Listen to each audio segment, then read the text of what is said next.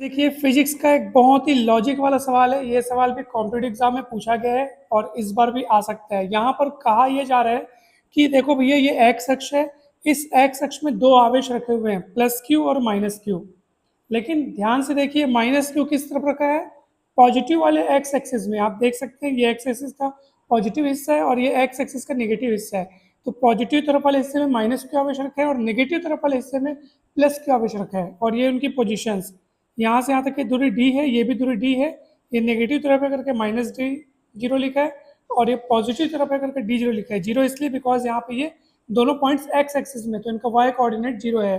ठीक है, अब पूछा ये जा रहा है कि भैया अगर अपन कोई पॉइंट वाई एक्सिस में लेते हैं तो वाई एक्सिस के किसी पॉइंट पर इंटेंसिटी का डायरेक्शन क्या होगा, यानी ई का डायरेक्शन पूछा जा रहा है और आपका डायपोल मोमेंट का डायरेक्शन यानी पी का डायरेक्शन पूछा जा रहा है। तो इसका उत्तर क्या होगा? तो दोस्तों देखिए, गौर से देखिए, ये दोनों पॉइंट चार्जेस मिलकर के एक इलेक्ट्रिक डायपोल बना रहे हैं। ठीक है ना, दो सेम टाइप के यानी कि सॉरी सेम मैग्नीट्यूड के बट अपोजिट नेचर वाले चार्ज हैं, एक प्लस एक माइनस, लेकिन मैग्नीट्यूड सेम है, तो ये डायपोल बना रहे हैं। और जिस पॉइंट पर अपने को इंटेंसिटी पता करना है, उसका डायरेक्शन पता करना है, गौर से देखा जाए तो वो इनके परपेंडिकुलर बाइसेक्टर वाली लाइन में है, यानी कि लंबार्धक में है। देख सकते हैं आप, यानी ये निरक्षीय स्थिति में, यानी कि ये ब्रॉड साइड ऑन पोजीशन है या इक्वेटोरियल पोजीशन भी जिसको हम कहते हैं, वो वाली पोजीशन है निरक्षीय स्थिति। तो आप सभी जानते होंगे कि निरक्षीय स्थिति में जो परिणामी तीव्रता है, जो रिजल्टेंट इंटेंसिटी है, वो प्लस से माइनस क्यू की ओर होती है, यानी कि ये आपका इंटेंसिटी का डायरेक्शन होगा। अगर आपको यकीन नहीं है तो मैं भी आपको दिखा देता हूँ। ये देखिए, कुछ दिन पहले अपन ने निरक्षीय स्थिति को पढ़ा था, उसके बाद हमने बहुत सारे न्यूमेरिकल सॉल्व किए। दोस्तों देखो, ये सारे न्यूमेरिकल्स बहुत सारे कॉम्पिटिटिव एग्जाम में पूछे गए हैं, इनको आप जरूर तैयार कीजिएगा, आपको बहुत मजा आ जाएगा इनको समझने में। ठीक है, अब देखो ये निरक्षीय स्थिति आ गया अपना। ये देखो, देखो परिणामी तीव्रता की दिशा इधर है। अब आप कंफ्यूज नहीं होइएगा, यहाँ पे मैंने प्लस क्यू इस तरफ लिखा है और माइनस क्यू इस तरफ लिखा है ना, वहाँ पे अभी जो सवाल समझा रहा हूँ वहाँ पे प्लस इधर है माइनस उधर है। ठीक है, तो उसके हिसाब से मैंने उधर दिखाया है, लेकिन यहाँ प्लस की इस तरफ है माइनस की इस तरफ है और रिजल्टेंट इंटेंसिटी का डायरेक्शन देखो उधर है, यानी उधर मतलब प्लस से माइनस की तरफ, प्लस से माइनस की तरफ उधर। ठीक है फ्रेंड्स, तो उसी चीज को मैंने यहाँ पे दिखाया। देखो यहाँ पे भी ये प्लस क्यू है, ये माइनस क्यू है, तो मैंने इंटेंसिटी का डायरेक्शन इधर।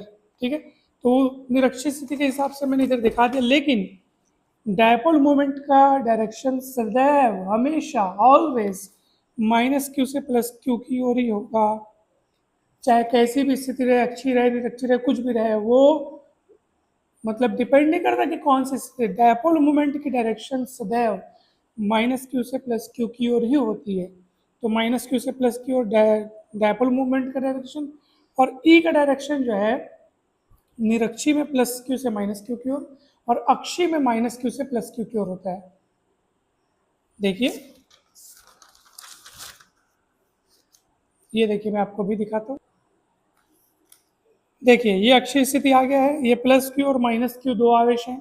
ठीक, प्लस क्यू के कारण जो तीव्रता की दिशा E1 वो इधर होती है, माइनस क्यू के कारण तीव्रता की दिशा E2 वो इधर होती है, लेकिन परिणामी यानी रिजल्टेंट तीव्रता उधर होती है। उधर उधर उधर मतलब माइनस क्यू से प्लस क्यू की तरफ, माइनस क्यू से प्लस क्यू की तरफ। ठीक है, तो इस चीज को याद रखिएगा कि अक्षीय में जो तीव्रता की दिशा है माइनस क्यू से प्लस क्यू की तरफ, और डायपोल मोमेंट की दिशा तो हमेशा माइनस क्यू से प्लस क्यू की तरफ।